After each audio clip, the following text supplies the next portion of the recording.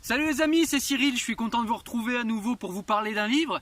Donc aujourd'hui on va parler du Problème Spinoza, un livre de Irving Yalom, un livre que j'ai vraiment beaucoup aimé.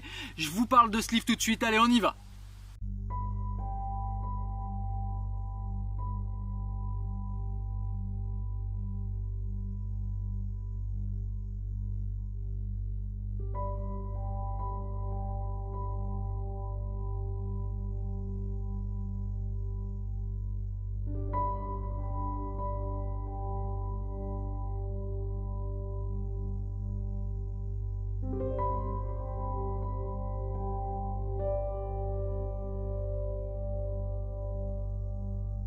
Donc le Problème Spinoza, c'est un livre qui respecte la biographie des personnages qu'il raconte, qui respecte également de manière assez précise le contexte historique, donc c'est ce qui en fait un livre d'autant plus intéressant.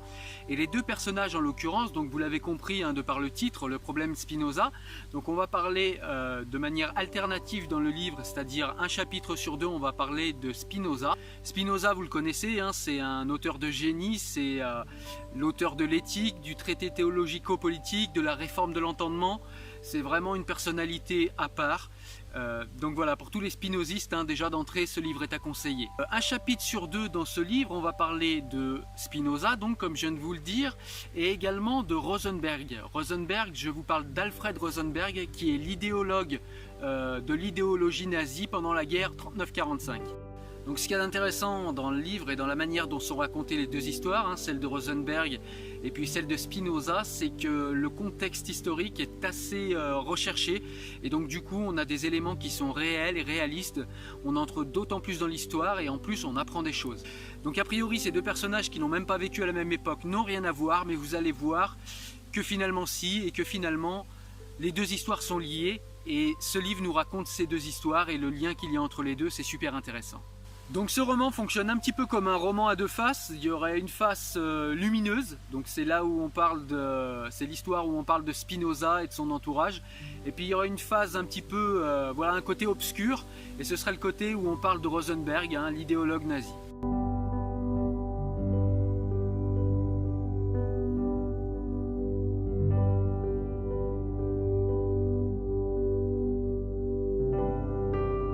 Je vais vous en dire un petit peu plus sur les deux histoires qui sont racontées dans le livre. Donc au niveau de Spinoza, le livre nous raconte quelles sont les idées de Spinoza, comment il a été excommunié de la communauté juive hollandaise, pour quelles raisons, pourquoi il était un ennemi farouche des superstitions, pourquoi il était un ami farouche de Dieu, contrairement à ce qu'on pense souvent.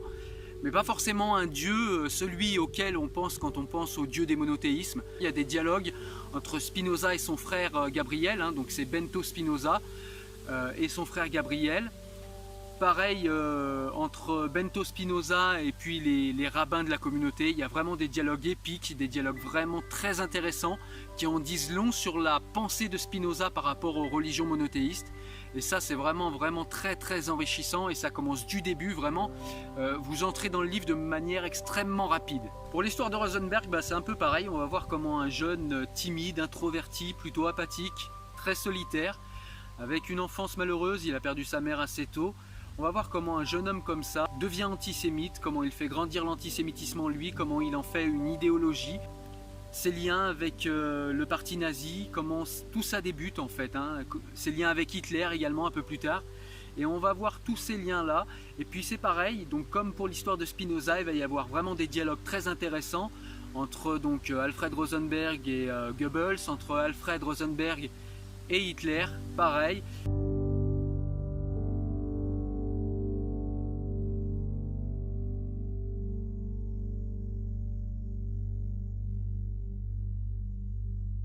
Donc à mon avis, la grande réussite du livre, c'est d'avoir su articuler tout ce qui est histoire, tout ce qui est historique, une ébauche de psychanalyse également.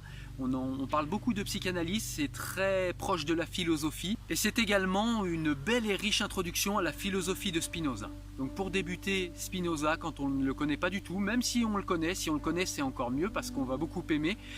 Et c'est sûr Mais même si on ne connaît pas Spinoza, eh bien pour débuter un livre sur Spinoza et avoir une ébauche de sa pensée et de sa philosophie, c'est un très bon livre pour cela. Donc Rosenberg, et c'est un fait réel, a fait confisquer la bibliothèque de Spinoza, qui était exposée en Hollande, donc quand l'Allemagne a envahi la Hollande, et dans des notes qu'on a retrouvées plus tard, Rosenberg fait état d'un problème Spinoza. Et c'est de cette note-là qu'est née l'idée du roman. Grâce aux compétences de psychanalyste de Irving Yalom, on est très fidèle au personnage. Même s'il y a des choses qui sont romancées, c'est des choses qu'ils auraient pu faire ou qu'ils auraient pu dire. Donc c'est vraiment un bon roman pour ça. Le livre pose également des questions décisives, du genre est-ce que le spinozisme est un remède à la bêtise? Comment devient-on antisémite? Comment devient-on un idéologue nazi? Est-ce que la psychanalyse est une libération qui est dans la continuité de la pensée de Spinoza? Donc l'auteur Irving Yalom a également fait un livre qui s'appelle Et Nietzsche a pleuré. C'est un livre dont on a parlé il y a une quinzaine de jours. Je vous mets le lien dans la barre d'infos, comme ça vous pourrez également aller voir ce livre. Voilà mes amis, donc j'étais là aujourd'hui pour vous parler d'un livre, vous l'avez compris, que j'ai beaucoup aimé. Un livre que je vous recommande très chaudement. C'est donc, je le répète, Le problème Spinoza de Irving Yalom. Un livre qui n'est pas très cher, que j'ai dû payer 10 € en version poche. Donc voilà, je vous le recommande très vivement, un livre qui va vous enrichir. Voilà, sur ce, moi mes amis, je vous dis à la semaine prochaine pour un nouveau livre. Je vous laisse me mettre un petit pouce si vous avez aimé comme d'habitude. N'hésitez pas à vous abonner à la chaîne également si vous voulez être averti des nouvelles vidéos. Sur ce, moi je vous dis à ciao et n'oubliez pas, le savoir est une arme qui se charge toujours un peu plus.